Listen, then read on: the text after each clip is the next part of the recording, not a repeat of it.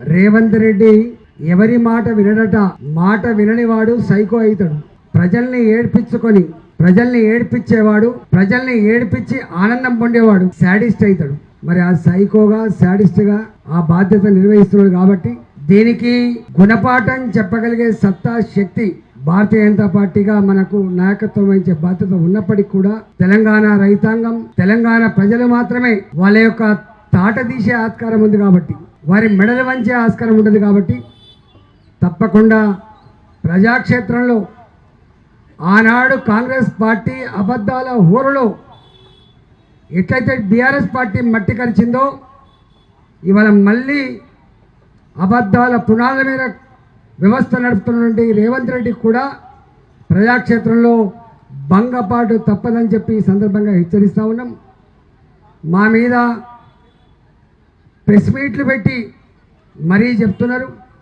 కానీ మీరు మీ అంతరాత్మ సాక్షిగా మీరు ఆలోచన చేసి మాట్లాడాలి తప్ప ఏది పడుతుంది నీ ముఖ్యమంత్రి మెప్పు కోసమో, నీ ముఖ్యమంత్రి గారు ఆదేశాలు ఇస్తే పలికే చిలుక పలుకులు మీ మీ గౌరవాన్ని తగ్గిస్తాయి తప్ప మీ గౌరవాన్ని పెంచాయని చెప్పి నేను మనవి చేస్తా ఉన్నా. నేను చూస్తున్న ఈ మధ్యకాలంలో ఇవాళ వ్యవసాయంలో రైతులంతా కూడా ఇంకా ఏమని ఎదురు చూస్తున్నారు. ఇగ ఇస్తారో అగ ఇస్తారో, రేపు వస్తుందో మాపొస్తుందో అని చెప్పి ఎదురు చూస్తున్నారు. నేను రేవంత్ రెడ్డి ప్రభుత్వాన్ని డిమాండ్ చేస్తున్నా, బేషరతుగా బ్యాంకులలో వాళ్ళకు 3 లక్షలున్నాయా 4 లక్షలున్నాయా నీకు అక్కర్లేని సబ్జెక్టు, నీవిచ్చే 2 లక్షల రూపాయలు వాళ్ళ వాళ్ళ అకౌంట్లలో ఎవరి అకౌంట్లో వాళ్ళకి ఇవ్వాలి తప్ప ఇవాళ తల్లికి కొడుక్కి సేమ్ కార్డు ఉంటే ఇద్దరిని కలపొద్దని చెప్పి నేను డిమాండ్ చేస్తున్నా. దాని ప్రకారంగా కనుక ఇవ్వకపోతే రేపు నీ ప్రజాక్షేత్రంలో అదే రైతులు నేను ఎట్లయితే నమ్మినరో గట్టనే బొంద పెడతారని చెప్పి బొంద పెట్టకముందే మీరు చదువుకోమని చెప్పి నేను మనవి చేస్తా ఉన్నా. ఇక రేపో మాపో ఎల్లుండి 3వ తారీఖున మళ్ళీ ఒక ధర్నా ఉంది. ఇక్కడ రింగ్ రోడ్ ధర్నా ఉంది. దాని గురించి అదే రోజు చెప్తాం. మళ్ళా అదేవిధంగా నిన్న కోర్టు ఒకవేళ సిగ్గుంటే ఇవి కలెక్టర్ అన్న మాటలు కాదవి, ఎంఆర్ఓ అన్న మాటలు కావవి, ఐపీఎస్ ఆఫీసర్ను ఐఏఎస్ ఆఫీసర్లు అన్న మాటలు కాదు. స్ట్రేట్గా ఈ హైడ్రా రేవంత్ రెడ్డి మదిలో పుట్టినటువంటి తనకి ఇష్టమైన పుత్రిక అని చెప్పి చెప్పుకుంటాడు. Brain child Revanth Reddy, brain child Hydraa. Revanth Reddy brain child Musi ప్రక్షాళన. కాబట్టి ఇవాళ ఆ రెండిట్లో అధికారులే రోజొక స్టేట్మెంట్ ఇస్తున్నారు. ఈ కూల్చివేత నాకు సంబంధం లేదు, ఈ మూసి ప్రక్షాళన నా నిర్ణయం కాదు.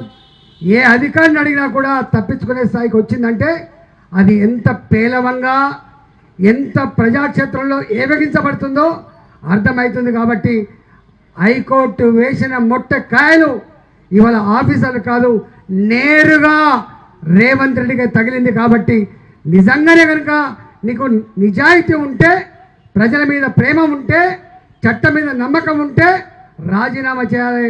రాజీనామా చేయకుండా నువ్వు కొనసాగుతున్నావు అంటేనే నువ్వు చట్టం లెక్కలేదు నీకు, జడ్జిలు లెక్కలేదు నీకు, కోర్టులు లెక్కలేదు అని చెప్పి అర్థమవుతుంది. కాబట్టి ఇవాళ తెలంగాణ ప్రజలారా, అన్ని వర్గాల ప్రజలారా అర్థమైపోయింది. ఒడ్డెక్కేదాకా ఓడమల్లప్ప, ఒడ్డెక్కినాక బోడమల్లప్ప. ఆనాడు అమెరికాలో మాట్లాడినట్టుగా మోసగించే వాళ్ళనే తెలంగాణ ప్రజలు నమ్ముతారని చెప్పి అయితే మాట్లాడినావో ఇలా మా ప్రజలు మోసగించబడుతుండొచ్చు, కానీ పదే పదే మోసగించబడరు. మోసం చేసిన వాళ్ళ భర్తం పడతారని చెప్పి సందర్భం మనం చేస్తూ ఇవాళ మరొకసారి ఇవాళ ఈ ప్రాంతంలో ఎంపీ ఆయన మాట్లాడుతుండు. ఇక ఆయన గురించి నేను ఎక్కువ మాట్లాడదలుచుకోలేదు. కానీ ఆయనకు బాధ్యత లేదా? ఎంపీకి గెలిచినావు కదా, మోడీ దగ్గర నుంచి ఏం తెస్తావు తీసుకురా. గుజరాత్లో అహ్మదాబాద్లో సబర్మతి రివర్ ఫ్రంట్ నరేంద్ర మోడీ కట్టుకోవచ్చు అంట, కానీ నరేంద్ర మోడీకి ఊడిగం చేస్తాడంటేనే కానీ మూసీ రివర్ ఫ్రంట్ మాత్రం తెలంగాణలో కట్టొద్దంట. ఏం న్యాయమా ఇది? ఇక్కడ ఉన్న ప్రజలే కాదు, నువ్వు కూడా బతకనికి వచ్చినోనివే. నువ్వు బతకనికి వచ్చినావు, ఓట్లు వేయించుకున్నావు, ఎంపీ అయినావు. కానీ వాళ్ళు మాత్రం మూసీలు అదే మురికి కూపంలో ఉండాలనా? వాళ్ళందరినీ చక్కదిద్దాల్సిన బాధ్యత నీకు లేదా? రా, ఈటల రాజేందర్ ఇద్దరం కలిసి మోడీ దగ్గరికి పోదాం. పోయి 25,000 కోట్లు తీసుకొద్దా, మూసీలు ఉన్న పేదోళ్ళకి పంచి పెడదాం, ఇల్లు కట్టిద్దాం, డబుల్ బెడ్రూమ్ ఇల్లు కాదు మంచి కాలనీలు కట్టిద్దాం వాళ్ళకు. 40 లక్షల కోట్ల బడ్జెట్ ఉంది కదా మోడీ దగ్గర. హైదరాబాద్ నగరానికి 25,000 కోట్లు ఇవ్వలేడా? చేబెల్ల మీరే గెలుస్తారు, సికింద్రాబాద్ మీరే గెలుస్తారు, మల్కాజ్గిరి మీరే గెలుస్తారు, మెదక్ మీరే గెలుస్తారు, నగరం చుట్టూతో మొత్తం మీరే గెలిచింది కదా ఈటెల రాజేందర్ గారు. మోడీ దగ్గరికి వెళ్ళి ఏం తెద్దామో రాపోదాం.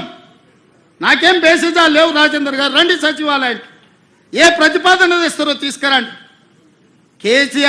కేటీఆర్ హరీష్ రావు మొదటి రోజు మాట్లాడతారు, తెల్లారా జిరాక్స్ కాపీ తీసుకొని ఈటెల రాజేందర్ మాట్లాడతారు.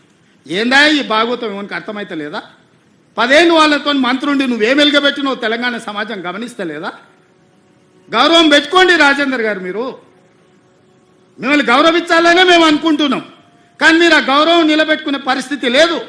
మీరు పార్టీ మారిండ్రు, వేరే పార్టీ ఎంపీ అయినరు, కానీ పాత వాసన మాత్రం మీకు పోతలేదు. ఆ గత్తర వాసన అట్లనే మీతో కొడుతుంది, గత్తు వాసన.